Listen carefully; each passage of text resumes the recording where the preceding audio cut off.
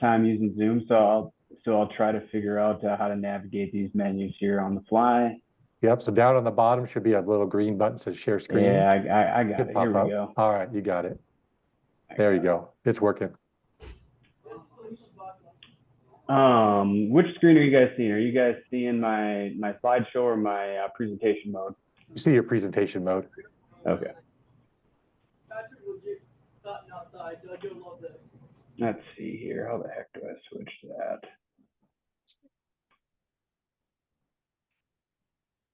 There you go. There we go.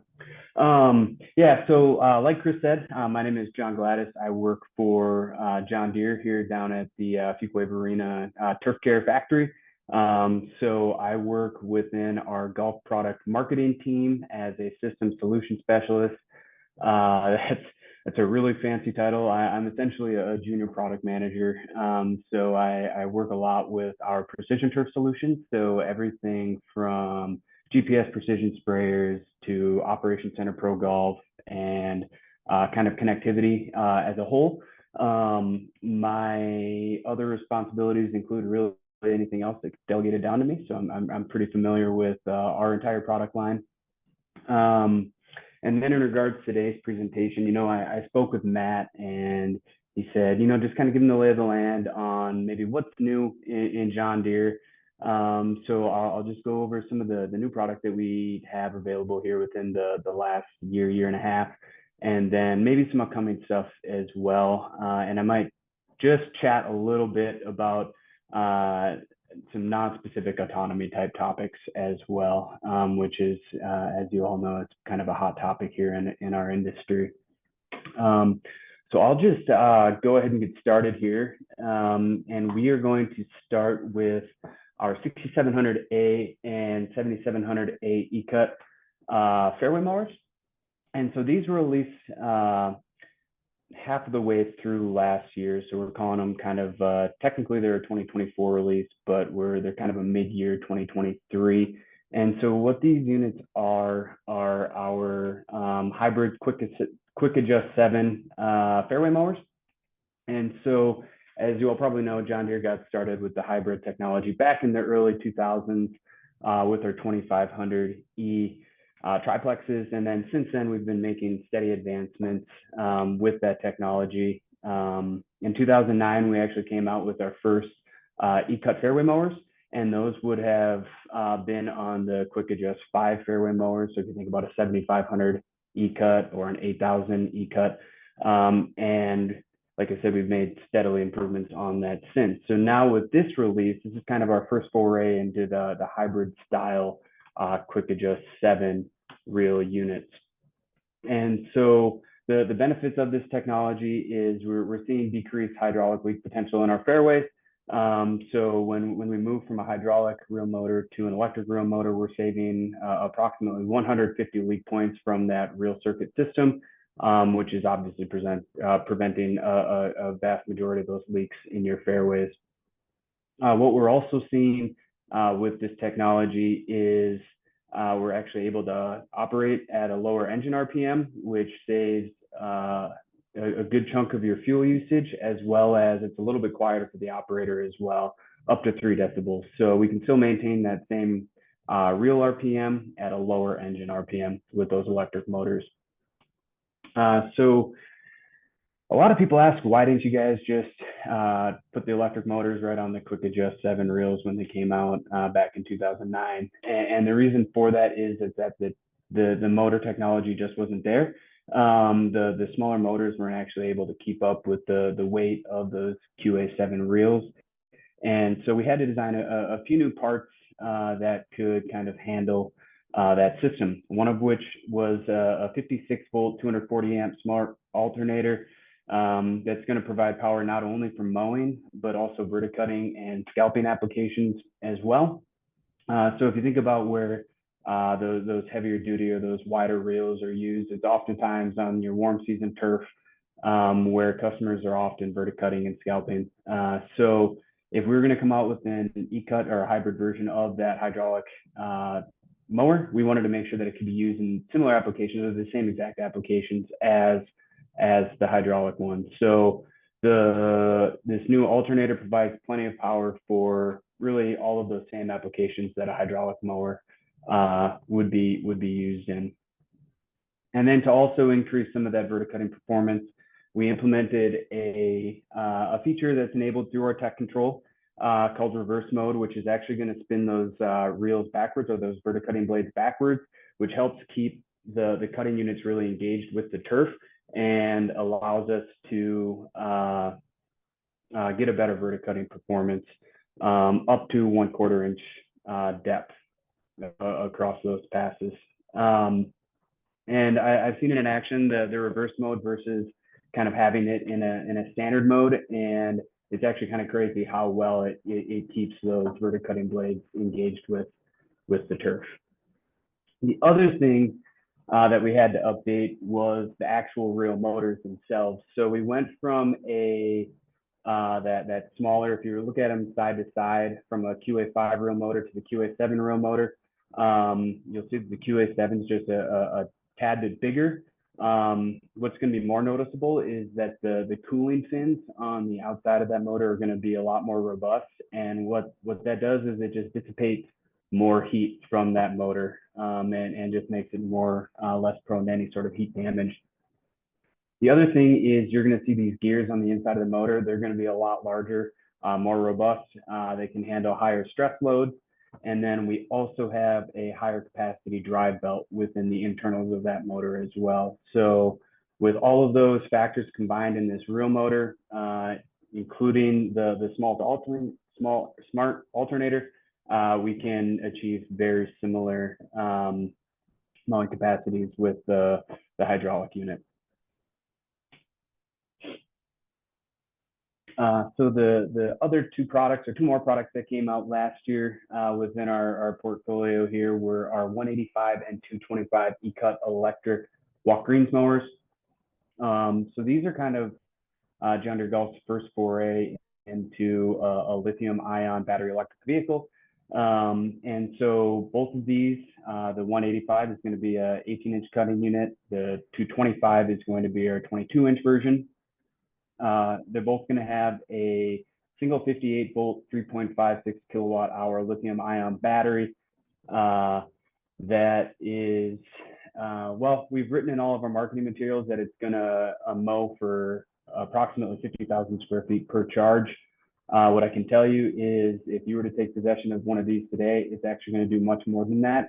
But we wanted to make sure that as our customers run these season to season, year to year, that we can still maintain that 50,000 square feet of charge further into the life of that piece of equipment. If you went out, you mowed, you cut your 7 to 8 greens, and you brought it from your 100% all the way down to 0%, you're looking at about 5 to 6 hours to charge it back up. And that just uses a standard outlet. You can charge 2 mowers per outlet, and yeah, it takes about 5 to 6 hours. It actually takes more time. It charges from 0 to 90 very quickly. It's just that last 10% that takes a little bit extra time to charge. Hey, John, real quick on that. Yeah, go ahead. What is the life expectancy of the mower? Do you know, with the battery? Yeah, so that's a good question, Chris. And it's actually kind of a tough one to answer with it being very exacting. So as lithium ion batteries are charged and depleted, and what we call cycles, it all depends on how many mowing cycles that you're going through within the kind of the battery life. So for course that's up north, the mowing season is, we'll say, from maybe end of April through beginning of October, something like that. They're not going to experience as many cycles as somebody down in Florida. So you could expect more battery life out of that. The other thing that might be applicable to somebody like Dakota Dunes, for example, is how do the lithium ion batteries react to colder weather earlier on in the season? And what I can say is these are designed to mow in very similar applications to their gas counterparts. So they should operate above that freezing point. One more for you too, while we're on it. What about battery swap out, right? If you start to see that degradation, is it an opportunity to put a new battery in? Yeah, it's technically possible to put a new battery in. They're not designed to say you run it from your 100% charge to your 0% and then swap it out like you would with a DeWalt drill. But if a battery went bad on you, you could certainly replace it and get more life out of that unit. And we did also, maybe I should have included it here on the slide, but we have these warranted, so 100% coverage for 2 years, 75% for the third year, and then 50% for the fourth year of the battery. So there is a good chunk of warranty on those batteries as well. So these two walk mowers, the 185 and 225, are going to be the only two in our portfolio that are going to feature that tech control display. I'm not sure how many of you are familiar with that display on some of our ride-on mowing equipment, but essentially it's a passcode protected display where as managers, you're able to go in there and set your mowing speeds, your transport speeds, and your reel speeds. So that way, no matter who's operating that machine, you're getting a very similar quality of cut or similar cut across your playing surfaces.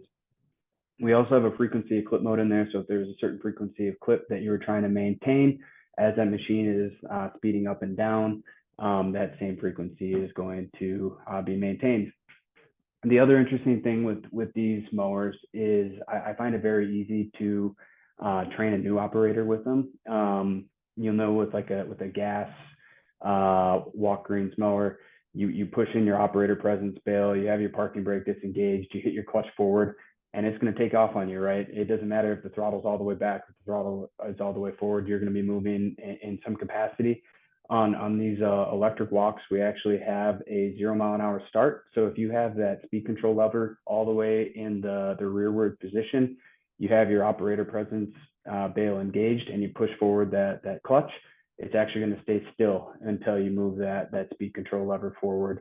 So I find that it takes a little bit of that initial shock away from the operator when they first are learning how to operate a greens mower. And then the other thing to note on these is that these are going to be the only walks again in our portfolio that are going to have that JD-Link modem included as standard equipment. And really what that is it's a modem, a cellular-based modem that is gathering information from that vehicle and transferring it to the John Deere Operations Center, where we can see certain information about it, battery life, what percentage time it's spent mowing versus transporting, and then we can even see if it's idling.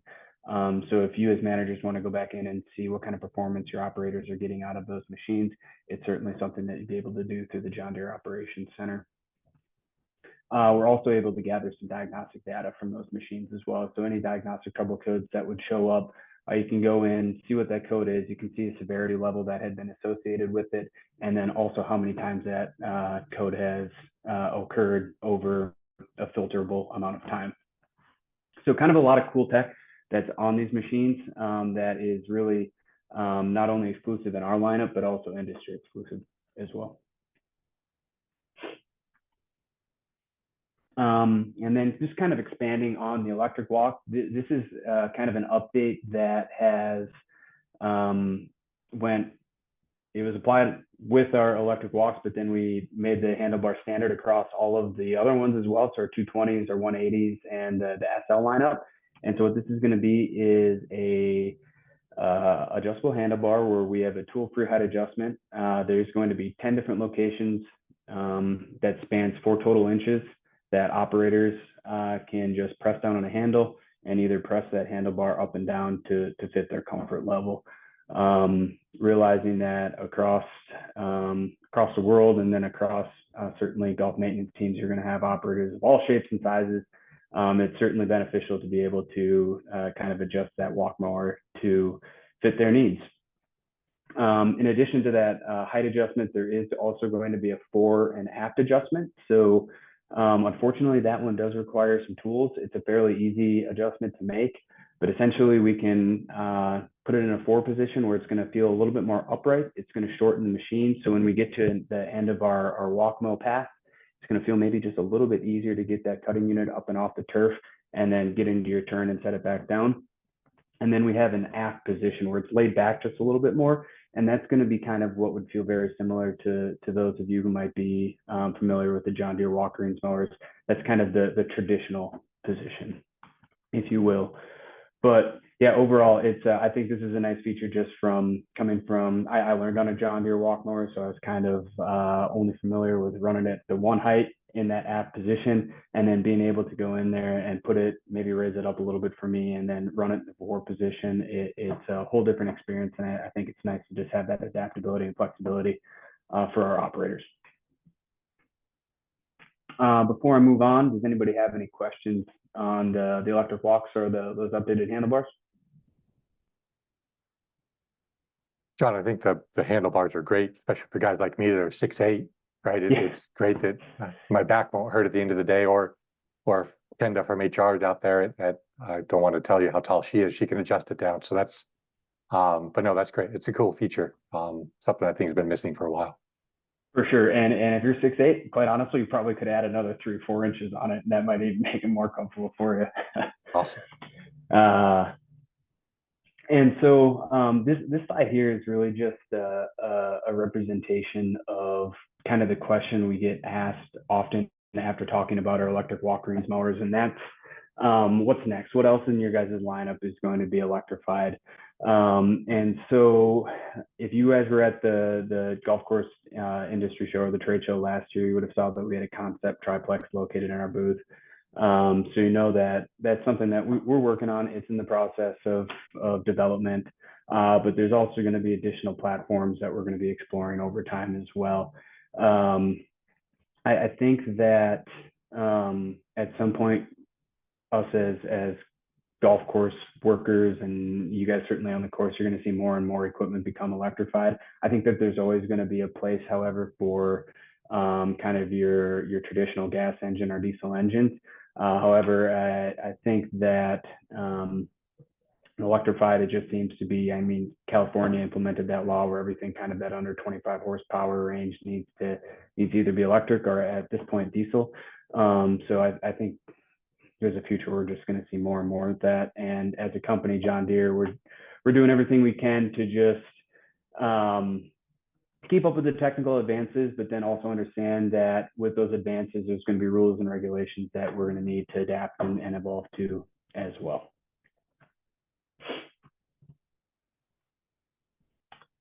So moving along here to kind of the next piece. This isn't necessarily a piece of equipment, but it's kind of a model year update for our GPS precision sprayer. Chris, maybe you could tell me, do any of you guys have one of our GPS sprayers on site? Yeah, there's a few. I'm not sure if they're on the call, but yeah, there definitely are. Perfect. So up till about halfway through this year, I guess, maybe the last couple of months, we utilized a display that was our 4640. And so that was kind of what we call a Gen 4 display. And so this is going to be the new replacement for that. So GPS sprayers that are delivered from here on out are going to have this G5 display. And what we're going to see with that is it's going to be a lot faster. It's going to have a faster boot time. So when you turn your precision sprayer on, the G5 display kicks on very quickly. What you're also going to see is faster navigation through the menus, which is kind of nice as you're maybe checking different run pages that you might be running. And then the other thing that you'll see with this is a larger screen that's going to be a higher resolution. So we kind of like to liken it to going from like an old style plasma LCD television to the brand new one with the 1080p resolution. It looks crystal clear. You get it in the sunlight. It's easy to see. This is something that I'm excited about, just working with GPS sprayers a lot with our customers, and just being out in the field with some of them. The folks are really excited about it. The other thing I should mention too about this is that it's technically so it's going to be a little bit more weather resistant than that 4640 display was as well. So overseas in like the UK, we typically have to sell the 4240 because that one's technically more weather resistant than the 4640. This one is actually able to replace both of those because of its weather resistant capabilities.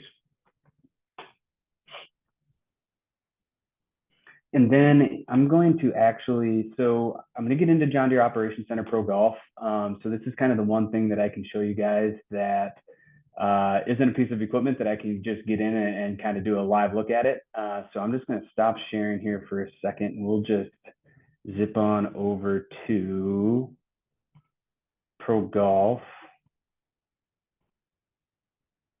Share this again here. How's that coming through? Got it. Looks good.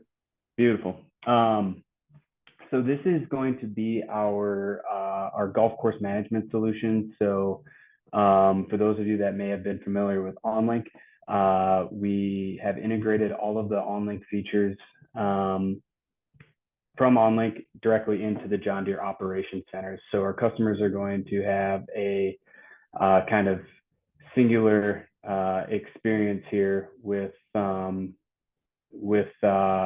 John Deere Operations Center and OnLink. So what we have here is a way for golf course superintendents, assistant superintendents, general managers to go in and see kind of all of the different data that a golf course might be accruing on a day-to-day basis. So when we're going in and creating work boards and assigning people to different tasks, we're able to see some different information and showcase it to our employees. And then we can go in and kind of analyze that information as well and really see those costs on each one of these different areas.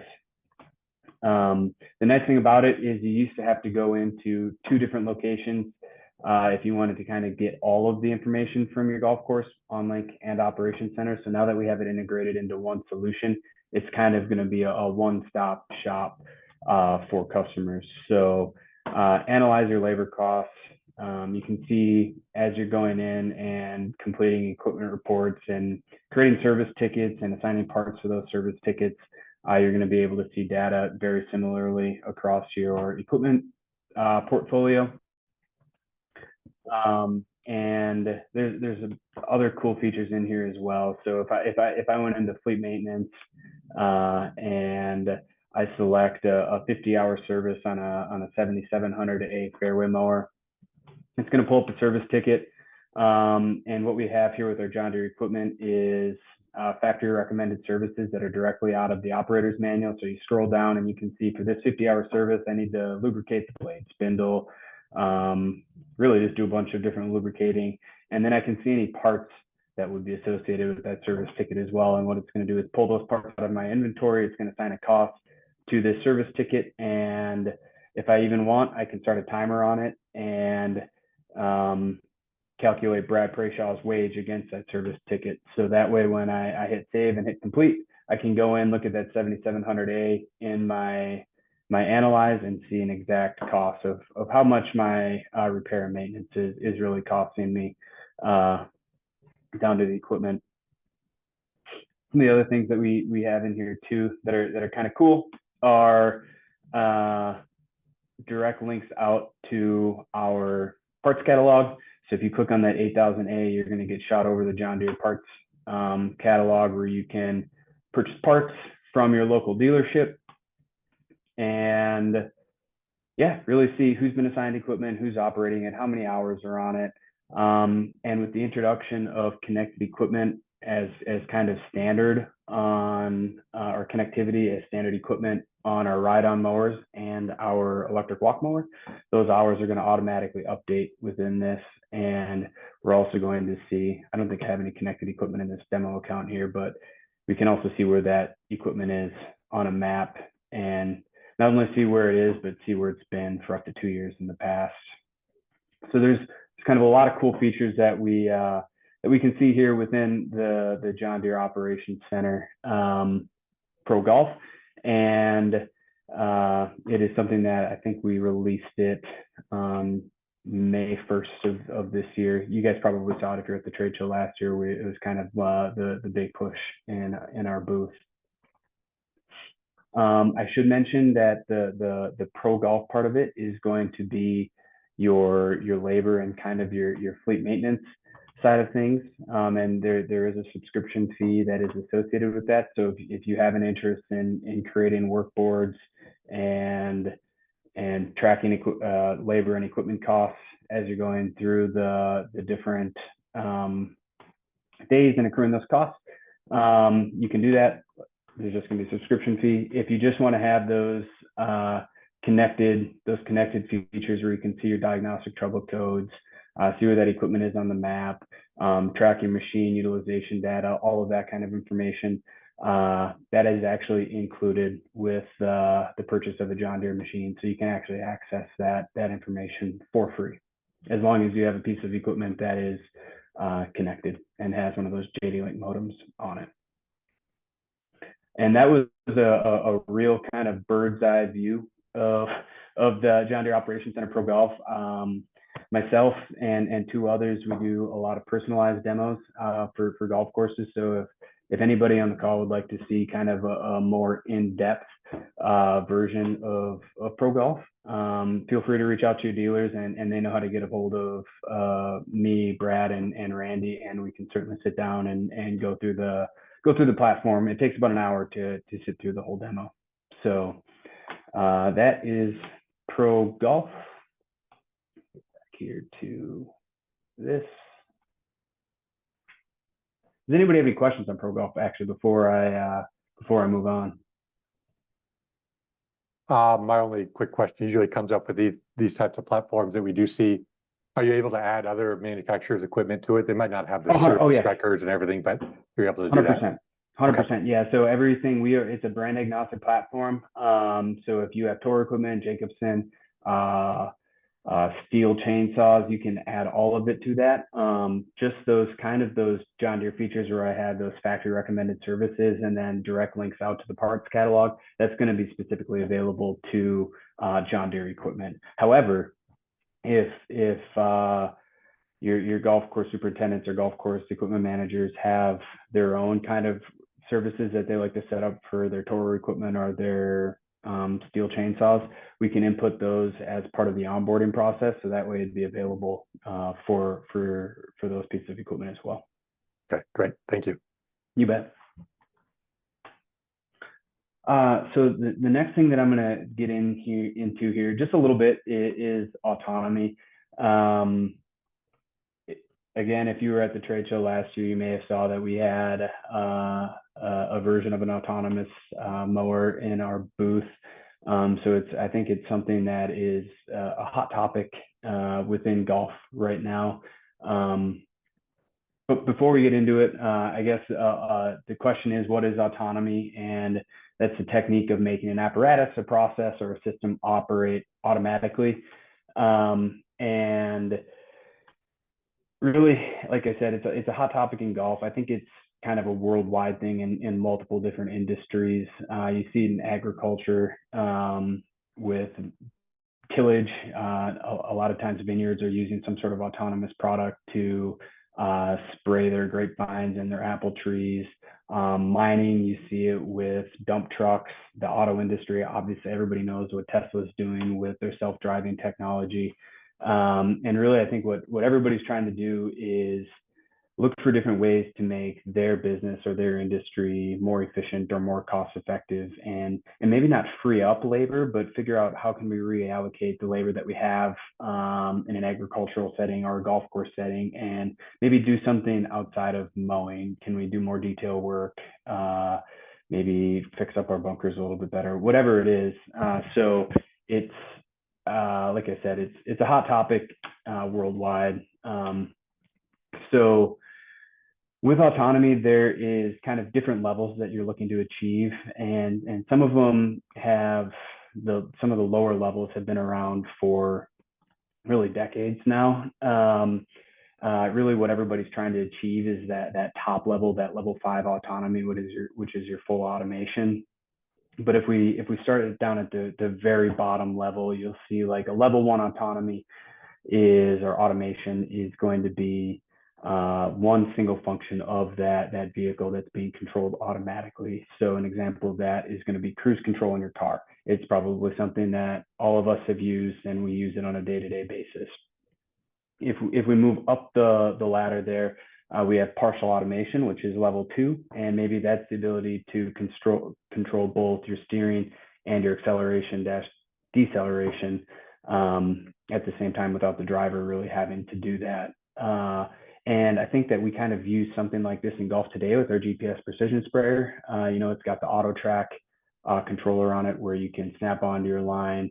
You can set your cruise control on there, and then you're also not having to control your nozzles as you're coming in and out of your passes as well, because those are shutting off automatically. So it's just taking some of those inputs from the operator and putting them purely on the technology of the vehicle. The next level up is all of your safety critical functions are automated, but the driver's still there just in case. We're not really seeing anything like that in a golf course situation yet, at least at a high level or with the bigger mowers.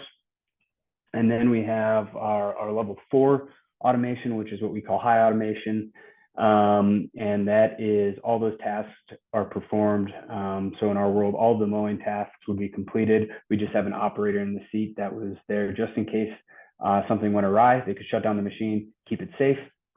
And then finally, we have that very top level, which is kind of going to be that full automation, which is what everybody's shooting for, to really just send a machine out, mow your rough, mow your fairways, cut your greens, whatever it is, and not really have that driver present where we can free up and reallocate the labor of that operator to do something else, whether that's brake bunkers, trim irrigation heads, cut cups, so on and so forth.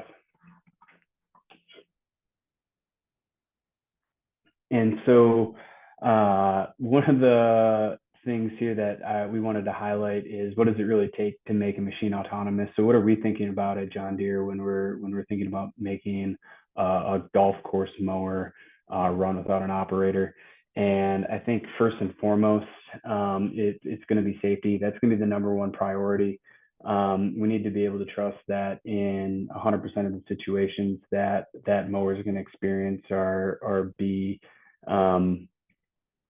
confronted with, that it's going to kind of react as safe as possible, even safer than an operator, right? Since you don't have anybody sitting into that seat. And one of the things that's going to play into how safe that machine is its obstacle detection. So if you think about how golf courses work, we're not really running in a vacuum. There's obstacles all over the place. It's not a sod farm or a wide open soccer field where you have these huge swaths of land with no trees, bunkers, bunker rakes, golf carts, people. So our machines need to be able to sense and understand what is an obstacle, what's something that I can bypass, how fast can I bypass it, how slow can I bypass it, things like that, and still be efficient, right? Still be able to complete a mowing task without stopping and or not moving at all, right? Next, we're thinking about navigation. So how is that mower going to get from point A to point B? Is it going to traverse from one set of rough to the next set, from one green to the next, or is it going to have to finish its task? An operator is going to have to hop on it and take it to the next spot. That's something that we're thinking about. Next, we have user interface. So the user interface is really, I think, a critical factor to customer satisfaction. So when a vehicle gets dropped off, or one of these autonomous mowers gets dropped off, it needs to understand, where can I know, where's my area of operation? And so really programming it and being able to go into, whether it's a laptop or a mobile device, and really experience and set up that mower to go out and complete its job. I think that's going to be crucial for our customers, not only to see where that mower is and how much progress it's made on a certain task, but also see any errors that may have occurred. Did it detect an obstacle, and what is that obstacle? And really being able to experience all of that within the user interface is something that we're thinking about. And then finally, we have path planning. So really, we've determined that our machine is safe. we've set up the obstacle detection where it can see our trees or maybe our bunkers or our bunker rakes. We've navigated it out to the area that it's going to be working. And really, how is it going to mow that area? Whether it's green, is it going to stripe it up? Is it going to do a backtrack pass in a fairway? Is it going to do a 50-50 cut? And those are all different things that are different ways of mowing that humans learn, but don't necessarily need to really think about that hard. With the machine that's smart and has all this tech on it, it can come up with quicker ways to do it. It can do skip passes. It can kind of understand what is the most efficient way to mow this area. And really, that's another thing that we're thinking about is what path is that machine going to take to finish its job. And really, when you combine all of these different factors together and think about how they're going to interact with each other, I think you guys all understand that it's not really an easy feat to develop a machine that is completely autonomous, but it's something that our industry is desiring and it's wanting, and it's certainly something that us at John Deere are thinking about. But to execute it, it's going to take a lot of kind of careful planning and well thought out execution to really complete. John, what about service? I know that a lot of these guys, some of them are their own mechanics. You know, some mechanics are pretty worried about this. What are you seeing in the way of training for service techs? Yeah, for sure. So I think that at the very base level, Chris, whether it's a rough mower, a fairway mower, or a greens mower, it's still going to be a John Deere product, and it's going to be a John Deere mower. So as far as actual servicing and kind of equipment upkeep for that base traction unit, it's going to be very similar to what your techs might be seeing today. The upper level of that is all of that additional tech that's going to be on there. And I personally think that there's going to be a lot of support from the manufacturers to help customers keep track of kind of all of that additional tech. So that's what I would say. I think it's going to start out and you're going to see a lot of additional support from the manufacturer. Okay, great. Yeah, I've seen it with a couple others where it's kind of like a tech you plug into the machine and call John Deere or call whatever company it is, and they go in and log in, and it's kind of like computer IT, right? And figure it out for you.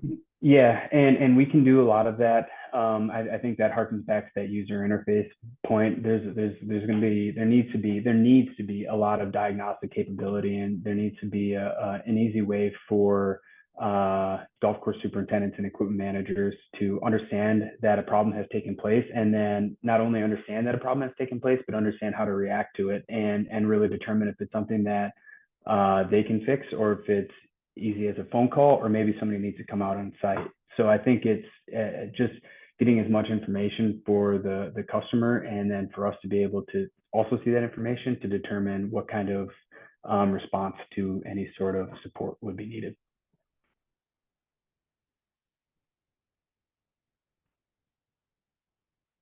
That's what I have. Any other questions? I know actually before I say that, I know Matt had maybe mentioned that I should touch on some availability, and really that mostly falls underneath what he does on a day-to-day basis. What I will say is, depending upon what you're looking for, what you're trying to order, I know there's some stuff that may be able to get delivered by the end of this year, but that all depends upon the flavor and kind of the specifications of what exactly that you're looking for. So I would say if there is something that is particularly on your mind, or something that's coming up as a requirement for you for this year, I'd get with your local dealer, and they will certainly be able to enter it in and give you a fairly good lead time on some of those items. Yeah, thanks for that, John. I think that, what I'm seeing across all manufacturers is the lead times are getting maybe a little smaller, but their estimates on delivery time are getting more accurate. So I think that's what's helping our guys out. Yep. Good. Very good. Awesome. All right. Anybody have any questions for John? they're gonna let you off easy, John, I think, which Yeah, is that's super easy. Maybe I appreciate that, and hope maybe that means I answered all the questions in the presentation. yeah. What I will say is that if anybody has any questions or they need more information on one of the products that I went over, Chris, you can feel free to distribute my contact info, and I'm happy to take phone calls and answer any questions up and above what I went over today. And just really be another resource for you guys at Landscapes Golf Management. So, All right, great, John. John, I really appreciate it. And everybody, if you need John's information, just let me know. I can get it to you. We got multiple avenues we can get to him or anybody else we need for any tech support or more information on some of this equipment. So, John, thank you. And with that, everybody, that's all I got for you this week or this month. So go back out, drag that hose. We'll learn all about some soil moisture monitoring next month, maybe some new tips and tricks to help you out there. But no, I appreciate everybody. Stay cool in all this heat. Stay safe, and we'll see you next month. Thank you. thanks, guys. Thanks all. Thank you very much for your time. I appreciate it.